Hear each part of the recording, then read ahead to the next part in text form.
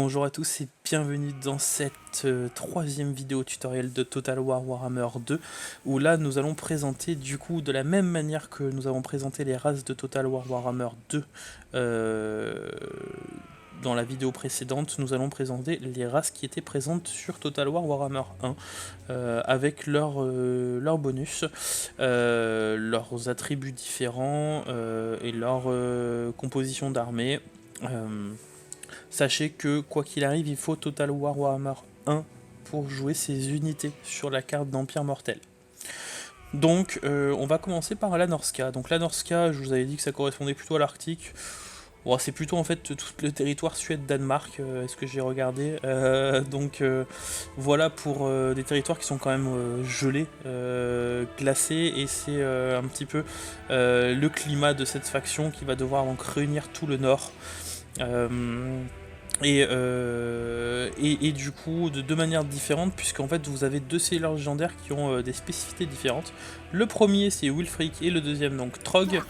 Leurs départs sont relativement au même endroit, puisque en fait Trog va plutôt se dérouler, enfin va plutôt avoir son territoire, sa ville principale sur le nord-est de la carte, alors que Wulfric ce sera plutôt sur le nord-centre. Donc nord-centre qu'on voit ici pour Wulfric, plutôt ici, et Trog, donc là c'est la même mer, et du coup le Trog commencera plutôt sur le nord-est. La différence entre les deux, c'est que Wulfric lui va plutôt jouer sur les unités de maraudeurs. Vous avez déjà de base un entretien réduit pour les maraudeurs, et de deux, ses compétences en fait vont pouvoir améliorer vos unités de maraudeurs jusqu'à les rendre complètement insane, complètement pétées.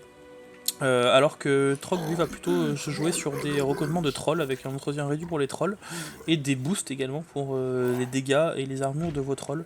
Donc deux gameplays complètement différents, sachant que vous pouvez confédérer avec l'un et l'autre quand vous en jouez un, vous pouvez confédérer avec lui pour avoir les deux héros et avoir deux compositions d'armées complètement différentes. La difficulté de cette faction, c'est que ça va être compliqué de maintenir plus de deux armées avant l'arrivée du chaos, donc le but sera en fait de réunir le nord avant l'arrivée du chaos, et après je vous spoil pas il y aura un événement au pop du chaos, et du coup qui va influencer le reste de la partie. Voilà pour les missions. Donc vous avez deux spécificités pour cette race. Le premier, on le voit ici, c'est que vous pouvez faire allégeance à des dieux. Donc vous avez 4 dieux du chaos. Vous pouvez, en rasant des villes, ne pas les raser et on va dire les octroyer à votre dieu, au dieu que vous aurez choisi. Sachez que je vous conseille moi d'en choisir un dès le début de partie, puisqu'en fait chaque dieu vous donne un bonus en fin de partie, une fois que vous avez atteint une allégeance de niveau 3, donc vous avez 3 niveaux d'allégeance par dieu, une fois que vous avez atteint l'allégeance numéro 3 avec un des dieux, il va vous donner un bonus énorme. Ça peut aller d'un bonus sur la carte de campagne à une unité ou une armure ou autre, et c'est assez énorme. Vous avez certaines unités qui sont complètement pétées, dont les chars du chaos à tête chercheuse, là, donc, que j'avais pris moi lors de ma première partie avec eux, qui c'est une unité d'infanterie qui tire des missiles téléguidés, complètement fumé. Voilà, donc moi j'avais choisi celui-là, je sais plus exactement le nom du dieu en question, mais c'est pas très important. Voilà, donc vous avez des armées, donc comme je vous l'ai précisé tout à l'heure, soit de maraudeurs, soit de trolls. Vous avez aussi des monstres qui sont assez sympas, avec des loups-garous, on va dire en cavalerie. Vous avez des mammouths, alors des mammouths simples ou des mammouths de guerre avec des archers dessus, en mode Seigneur des Anneaux. Du coup en artillerie, qui sont vraiment super stylés, super sympas.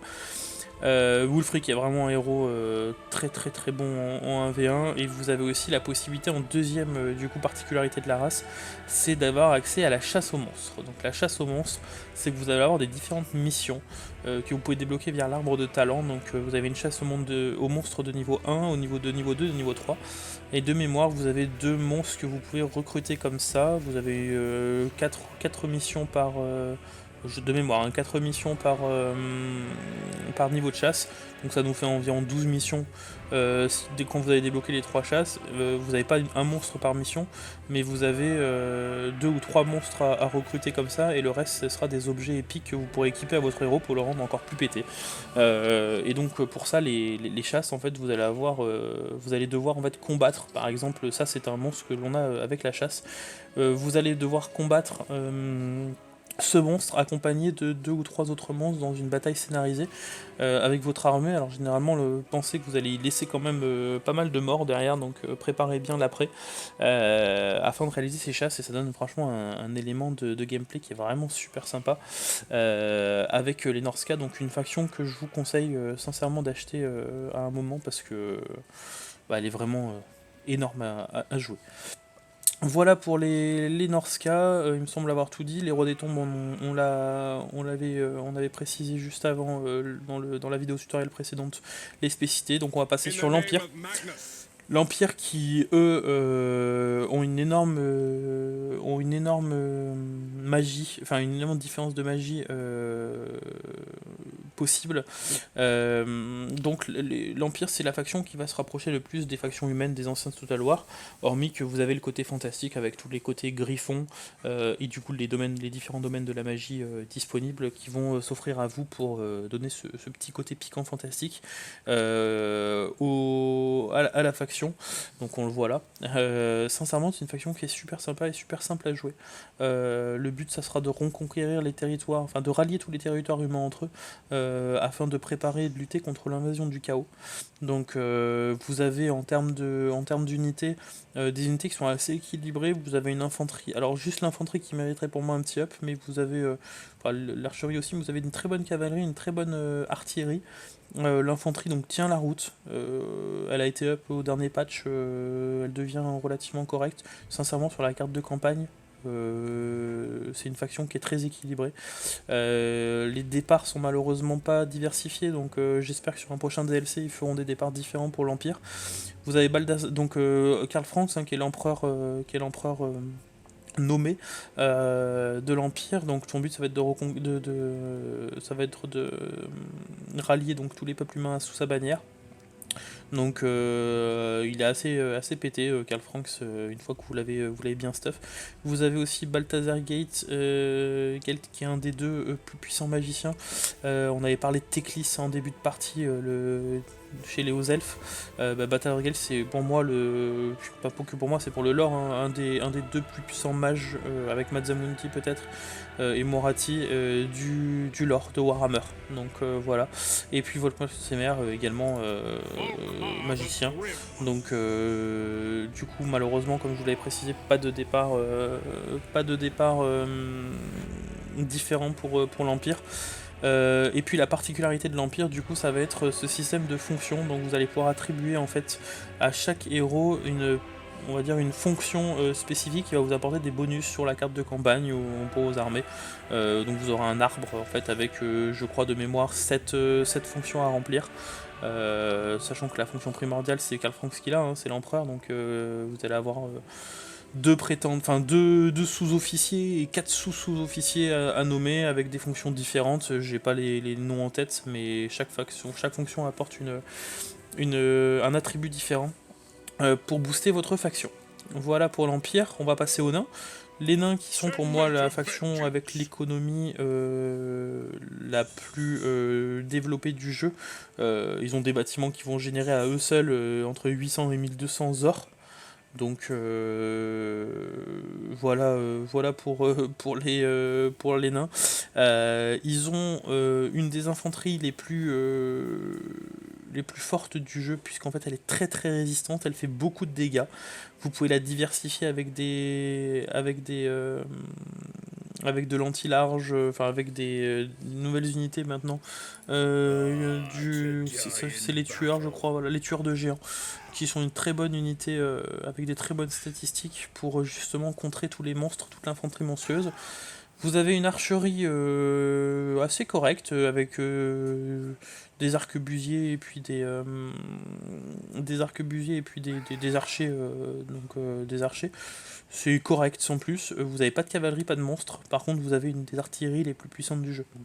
Avec l'Empire d'ailleurs, qui pour moi vous avez là ce qui se fait de mieux en artillerie, avec également les Skaven. Donc très très bonne artillerie, très diversifiée également, donc avec l'artillerie anti-large, l'artillerie anti-infanterie, et du coup vos armes, enfin généralement vos armées tiennent vraiment la route, puisque votre infanterie encaisse énormément les dégâts et l'artillerie fait le taf derrière. Voilà, donc vous avez des départs différents pour les nains, puisque vous avez un départ qui va être Thorgrim, qui sera donc du coup plus, alors on va dire tout à l'est de la carte. Tout à l'est de la carte, vous avez les orques qui sont à proximité, donc généralement la grosse bataille va se situer entre les nains et les orques, hein, dans Total et généralement la faction qui gagnera la guerre entre ces deux factions-là sera une des factions qui sera présente dans le top 3 des puissances en fin de partie. Donc si les nains terrassent les orques, généralement vous retrouvez les nains dans le top 1, top 2 des factions en fin de partie, et généralement ça vous donne un bon petit challenge. Vous avez donc du coup aussi Bélégar qui commence donc du coup sur le territoire proche des elfes sylvains, qu'on détaillera tout à l'heure. Donc là plus centre, vraiment le centre de la carte, on va dire à l'est de l'Italie, enfin au nord-est de l'Italie. Pour situer un peu toujours sur la carte du monde. Et puis une Grim qui du coup lui est un héros qui a été implanté il n'y a pas très longtemps, qui est juste à l'est des morts vivants, donc tout à l'est de la carte, un peu plus au nord que Thorgrim, et qui va être aux prises avec les orques et les morts vivants en début de partie, voire les humains après. Vous avez un gameplay qui est complètement différent. Voilà pour les nains, avec donc en spécificité, en particularité, le livre de rancune. Donc en fait à chaque fois que vous allez par exemple avoir un événement sur une faction, donc vous allez une faction qui va vous déclarer la guerre, ou vous allez prendre une ville à une faction, elle va être indiquée sur le livre de rancune. Donc par exemple vous faites prendre une ville par les orques, sur votre livre de rancune il va y avoir indiqué récupérer la ville de un tel, et vous allez devoir en fait la récupérer, parce que si vous la récupérez pas et que vos rancunes s'accumulent, vous allez avoir des malus pour votre faction. Donc le but ça va être c'est comme des petites missions qu'il va falloir faire au maximum, qui vous donneront des bonus, et qui vous éviteront surtout d'avoir du malus. Voilà pour la particularité des nains. Donc pour résumer, super économie, très bonne infanterie, très bonne artillerie, et une faction assez complète. Ensuite, la Bretonie. Donc la Bretonie qui pourrait se comparer à l'Angleterre et la France médiévale, puisque vous commencez donc du coup sur le territoire, on va dire la France, hein, donc juste à droite d'Ultuan. Donc vous avez trois départs différents qui sont relativement proches, hein, toujours dans le même territoire. Une des factions les plus belles en termes de paysage de Warhammer, qui va se jouer énormément sur la cavalerie. Vous avez la meilleure cavalerie du jeu tout simplement. Donc votre but ça va être que l'infanterie encaisse les dégâts pour que votre cavalerie attaque par les flancs et par l'arrière les troupes ennemies. Vous avez un système de chevalerie qui vous donnera accès aussi également à ce chevalier que l'on voit là, donc chevalier du Sinople, que vous pouvez recruter dans vos armées jusqu'à 3 fois, puisque vous avez 3 niveaux de chevalerie. La chevalerie elle s'augmente en gagnant des batailles et en conquérissant des villes. Et puis également via vos héros et vos seigneurs légendaires. Voilà, vous avez aussi en deuxième particularité de la faction une économie paysanne. Donc en fait vous avez des bâtiments qui vont vous booster l'économie avec des fermes par exemple, qui vont nécessiter des paysans. Les paysans, vous allez en fait pouvoir en affecter dans votre armée. Donc les unités d'infanterie de base de la Bretonie sont des unités paysannes. Donc vous allez avoir une limite à ne pas dépasser, sous peine de voir les rendements de vos fermes baisser, et du coup votre économie baisser. Donc il va falloir gérer ce petit panel là et essayer de recruter au maximum, d'améliorer votre caserne de niveau 3 pour arriver à avoir les écuyers à pied et les pèlerins de bataille, qui eux ne sont pas des infanteries paysannes, et du coup ne vous coûteront pas en fait dans vos ressources. Donc vous avez 3 départs différents. Donc celui-là on va dire qu'il va plutôt se batailler avec toutes les factions nordiques et puis les orques à proximité. Vous avez Bordelot qui possède pour moi le héros le plus mauvais du jeu, avec Alberi qui lui sera juste donc du coup à côté du territoire de Loterne, qui sera juste là avec les hauts elfes. Et vous avez la fée enchanteresse qui elle va commencer à proximité des elfes sylvains, donc généralement petite bataille entre eux en début. Je vous conseille de sécuriser une petite alliance et d'aller plutôt avec la Bretonie aller conquérir toutes les races humaines au sud du territoire, et puis de vous étendre jusqu'aux unités des orques. Donc essayer de sécuriser une alliance avec les elfes sylvains si possible, et plutôt avec l'Empire également, et avec les hauts elfes, pour avoir, on va dire, vos trois côtés sécures, quitte à aller taper un peu la Norska, et puis descendre les factions humaines alors pas l'Empire, hein, mais les factions, vous avez d'autres sous-factions humaines juste en bas qu'il va falloir conquérir pour mine de rien avancer avec la Bretonie. Mais super faction, très belle, avec une cavalerie très bien, puisque comme on est un peu chauvin, on aime la France, bah, c'est la faction qui représente la France. Donc voilà, faites-vous plaisir, c'est un DLC qui est gratuit. Donc voilà pour la Bretonie. On va continuer. Il nous reste 5 factions à détailler. Donc avec les elfes sylvains qui vont commencer juste à l'est de la Bretonie. Donc on va dire tout ce qui est territoire Belgique-Suisse, voire Autriche. Donc bon bref, c'est juste pour vous situer un petit peu. Donc là en fait c'est une forêt. Vous allez commencer dans une forêt qui sera donc juste là, une forêt enchantée dans laquelle vous allez avoir des bonus. Alors le gameplay des elfes sylvains il est assez spécial, puisqu'en fait vous n'allez pas pouvoir vous développer en dehors de cette forêt.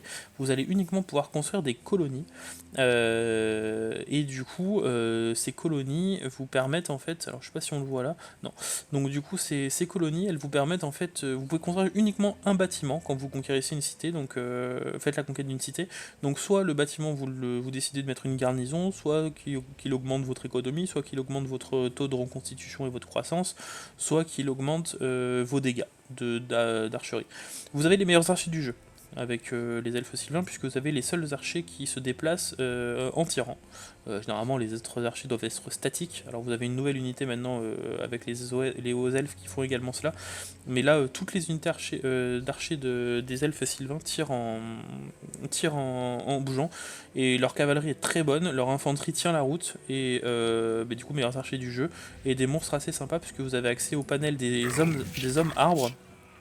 Donc vous avez les dryades en petite infanterie, les lémurs qui sont là en infanterie un peu plus conséquente, monstrueuse, et puis après les hommes armes donc qu'on voit ici. Donc là on voit le seigneur d'Urtu, mais du coup vous pouvez aussi recruter des hommes armes individuels qui sont un peu considérés comme des ents, qu'on voit là.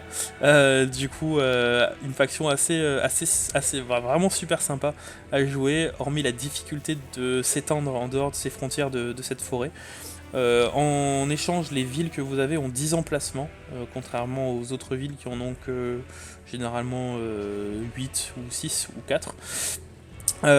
Et donc du coup, deuxième spécificité c'est l'ambre. Donc l'ambre qui va vous permettre en fait de monter le chêne des âges. Le chêne des âges qui est au centre de la forêt, donc ça va être votre objectif de campagne de booster ce chêne des âges jusqu'au niveau 5 afin de pouvoir gagner la campagne. Et donc du coup vous allez boire de cette ressource d'ambre, et cette ressource d'ambre s'acquiert surtout soit en forgeant des alliances avec les autres factions, soit en faisant la conquête de villes. Donc si vous faites la conquête d'une ville mineure, vous aurez un ambre, et la conquête d'une ville majeure, vous en aurez deux. Donc faire bien attention, parce que quand vous faites piquer une ville, bah, vous perdez de l'ambre. Donc vous pouvez retrouver en déficit d'ambre, et le déficit d'ambre vous octroiera avec des malus. Donc une ressource à bien gérer pour pouvoir recruter, améliorer son chaîne des âges au niveau maximum, et également recruter les unités d'élite des elfes sylvains, donc les hommes arbres que nous avons vu tout à l'heure, où vous avez aussi accès à un panel, enfin à un dragon, et aussi également à des archers que l'on ne voit pas là, qui sont sur des archers montés. Je me rappelle plus exactement sur quoi ils sont montés, mais voilà. Donc du coup vous avez certaines unités qui coûtent de l'ambre, donc une ressource assez complexe, et c'est assez difficile de s'étendre. Donc pas une faction à commencer pour commencer à jouer, mais une bonne faction à avoir par la suite également. Sachant que vous allez être surtout en guerre contre les hommes bêtes, et puis pareil, vous allez avoir un peu même départ que la Bretonie, c'est-à-dire descendre si vous voulez vous étendre. Alors soit vous exterminez les Bretons, c'est un choix de parti, soit vous forgez une alliance avec eux et vous descendez sur les factions humaines. Voilà, on va passer aux orques, il n'en reste plus que 4. Les orques qui sont une des factions historiques, hein, aussi de Warhammer, donc toujours en guerre contre les nains. Les orques, ils ont l'avantage d'avoir, je crois, le plus gros panel d'unités différentes du jeu. Et du coup, eux, ils vont commencer dans tout ce qui est En territoire, c'est assez compliqué à définir. Je sais même pas comment je pourrais faire ça, voir l'Inde bah non, même pas, parce que du coup c'est au nord de l'Afrique, donc je saurais même pas représenter leur continent. Mais c'est pas le principal, puisqu'ils vont être au nord des rois des tombes, les orques, et juste au sud des nains. Donc voilà, en termes de placement. Avec les orques noirs en infanterie, donc une infanterie qui est assez puissante. En fait, les orques ils vont se jouer surtout sur le système de WAG. Donc le système de WAG, c'est que les orques, leur spécificité, ça va être qu'il faut combattre, il faut que vous leur donniez de la bonne bataille, du bon sang à bouffer. Et donc du coup, pour ça, il va falloir casser des bouches un peu de partout, sous peine de voir ses propres armées s'auto-mutiler. Donc, du coup, par contre, la conséquence, c'est que si jamais vous entretenez un bon niveau de bataille avec vos armées et que vous les poussez donc du coup au maximum de la jauge, vous allez avoir en fait une WAG qui va apparaître. Donc, qu'est-ce que c'est une WAG? C'est une armée orque que vous ne contrôlez pas, mais une armée full qui va vous permettre de vous aider. Par exemple, si vous avez besoin de conquérir une cité qui est assez bien, avec une très bonne garnison, et qu'une armée vous suffit pas, si vous avez une WAG, vous pouvez demander à la WAG qu'elle vienne vous aider. Donc vous avez en fait une armée qui est contrôlée par l'IA qui vient vous aider. Donc le but des orques, ça va être de créer en fait via le surnombre et la brutalité, et leur brutalité du coup un avantage par rapport aux autres factions. Donc voilà, une faction. Enfin, le but en fait, ça va être vraiment de foncer sur l'ennemi, d'arriver au corps à corps et de tout déchiqueter sur place. Une faction qui est assez équilibrée aussi, assez équilibrée. Vous avez en termes de bestiaires des géants, vous avez des énormes araignées arachnotes, vous avez du coup une infanterie correcte avec les orques noirs, une archerie aussi avec les gobelins qui est assez sympa. Vraiment un grand panel d'unités assez diversifiées et une faction assez facile à prendre en main. Donc du coup, vous avez là deux départs différents, enfin quelques départs différents, parce que vous avez aussi la possibilité de contrôler les gobelins. Donc vous avez la possibilité également de partir sur un territoire qui est proche de tout ce qui est les hauts elfes, pas les hauts elfes, les elfes sylvains, pardon. Et puis les nains du clan Angrune. Donc du coup aussi donc la lune crochée qui est pareil, une campagne qui est très très très difficile. Je vous conseille plutôt de commencer une partie avec soit Zag soit Grimgor, voire Urzag, mais pas avec Charnik avant de bien maîtriser le jeu, parce que là vous avez en fait que accès à des panels de gobelins avec vous pouvez pas recruter des unités orques avant la reconquête de Karak au 8 pics. Donc ça va être des armées full gobelins. Donc bon courage pour ce type de... Je l'avais faite moi à l'époque du 1 et elle était assez compliquée. Voilà pour les orques. Donc spécificité système de WAG. Le but c'est que vous criez le surnombre avec cette WAG et que du coup vous alliez dominer le monde et que vous soyez en guerre constante, puisque vous avez cette jauge à maintenir pour pouvoir du coup avoir cette WAG. Tout simplement. Voilà, donc voilà pour les orques. Ensuite, pour les morts-vivants. Donc les morts-vivants qui commencent eux au nord des orques. Au nord des orques, vous avez 5 héros légendaires et pourtant vous n'avez pas tant de départs différents que ça, vous en avez que 2 qui sont collés. Vous avez le départ des vents de Karstein et le départ des contes vampires. Donc même si le seigneur légendaire des contes vampires, c'est un Van Karstein également. Ça c'est un couple Vladimir et Isabella, regardez comme ils sont beaux.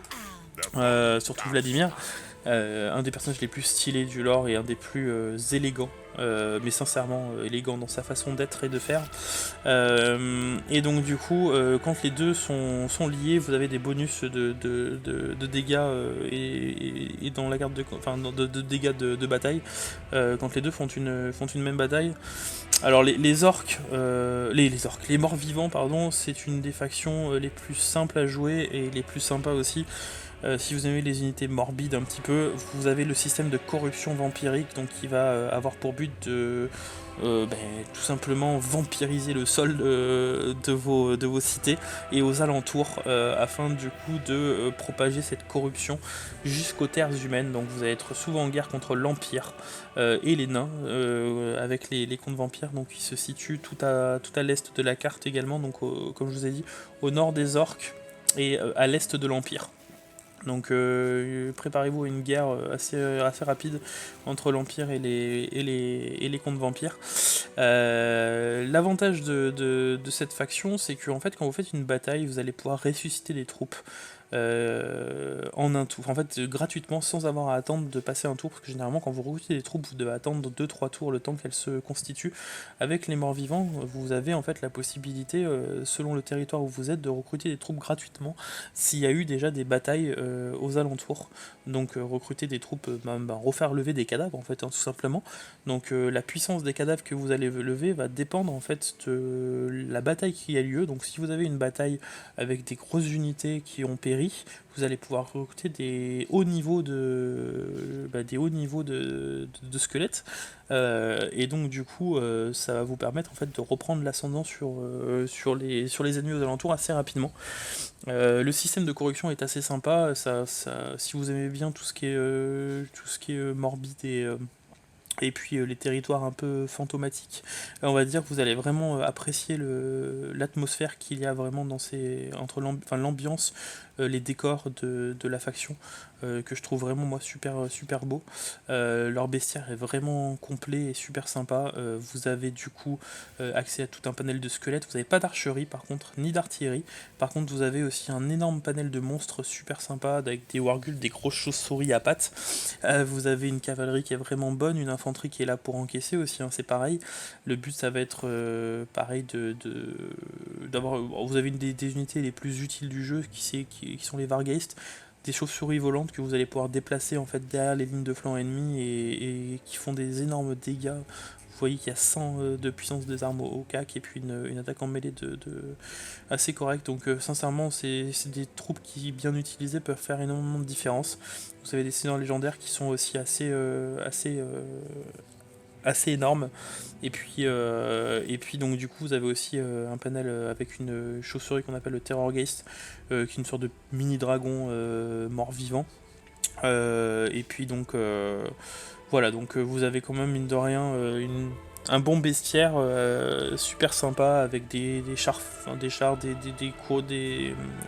cavalerie fantôme, un bon bestiaire bien diversifié et mine de rien une faction assez complète, donc que je vous conseille aussi pour commencer parce que c'est une faction super sympa à jouer.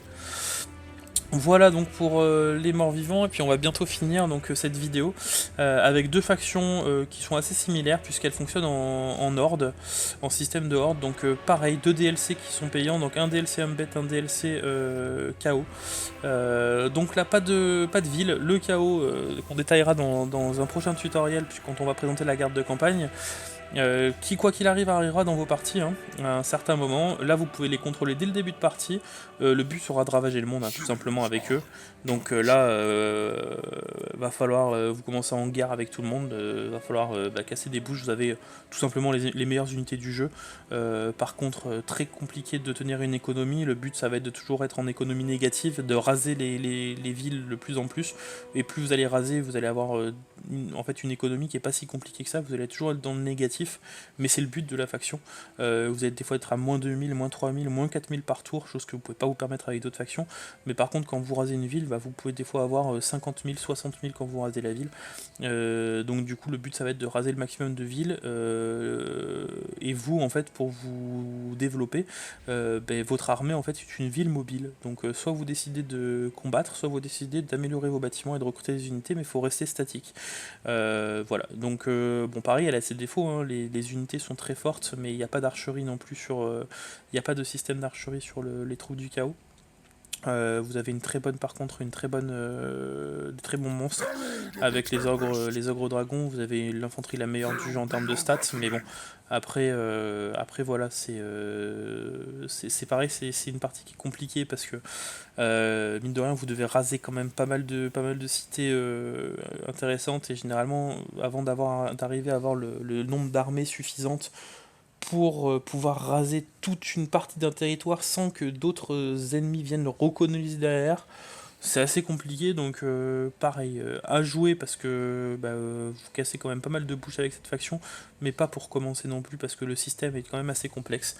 Et ça sera pareil avec les hommes bêtes, où vous allez avoir le même principe, système de horde avec donc du coup avec donc du coup une économie de la même façon, hein, avec une ville mobile, des troupes qui sont assez sympas avec des minotaures, des gores. Vous avez pas mal de petits panels avec des cigores qui sont, alors je sais pas si on va pouvoir en voir par ici, pas l'air de pouvoir en voir, donc ils sont des sortes d'énormes minotaures géants, enfin des cyclopes minotaures géants qui lancent des rochers qui sont assez stylés. C'est des factions qui sont très très brutales aussi, qui ont besoin de se battre, et qui sont vraiment aussi stylées dans le terme de gameplay, puisque le but ça va être de courir sur l'ennemi et de casser des bouches. Mais bon, c'est des factions à ne pas commencer au début, je trouve, mais à tester obligatoirement une fois. Même si bon, les zombies nécessiteraient un petit up depuis le temps. Voilà. Donc voilà pour les factions de Total War. J'espère vous avoir résumé. Alors j'ai dû oublier quelques spécificités, j'en doute pas, mais j'ai essayé de vous résumer au maximum à peu près les factions. J'ai oublié juste de vous préciser les départs. Sur les zombies, vous allez plutôt commencer. Alors vous avez plusieurs départs. Vous avez un départ qui va commencer au niveau de l'Empire, un départ qui va commencer plutôt au niveau des elfes sylvains, en dessous des elfes sylvains. Et puis vous avez aussi un des zombies qui va être plutôt orienté donc avec des troupes du chaos, donc pareil ça va un peu améliorer le roster disponible avec les zombies, parce que vous avez des troupes du chaos qui sont recrutables avec cet homme, avec ce seigneur légendaire là. Et pour le chaos, là vous commencerez quoi qu'il arrive tout au nord de la carte, avec pour but de descendre et de tout ravager. Voilà, donc j'espère donc que cette vidéo vous aura plu et que ça vous aura permis aussi de voir un petit peu plus clair sur les différentes factions et leurs mécanismes. Donc la prochaine vidéo tutoriel, on l'orientera du coup comme promis sur la carte de campagne. Donc je pense que je ferai deux vidéos séparées, une pour préciser toutes les spécificités de la carte de campagne, et puis une autre où on essaiera de voir comment bien commencer une partie, ou alors que je ferai peut-être la même vidéo en deux. Donc toujours en essayant de respecter ce format de 15-20 minutes, même si là je pense l'avoir un petit peu dépassé. Mais je pense que c'était important de pouvoir détailler toutes les factions afin que vous puissiez trouver vous la bonne et celle qui vous convient le mieux. Donc voilà, si vous n'hésitez toujours pas à laisser un petit commentaire quand la vidéo sera parue, et puis à mettre un petit pouce bleu, et bien je vous souhaite une excellente journée et puis à bientôt pour un prochain tutoriel.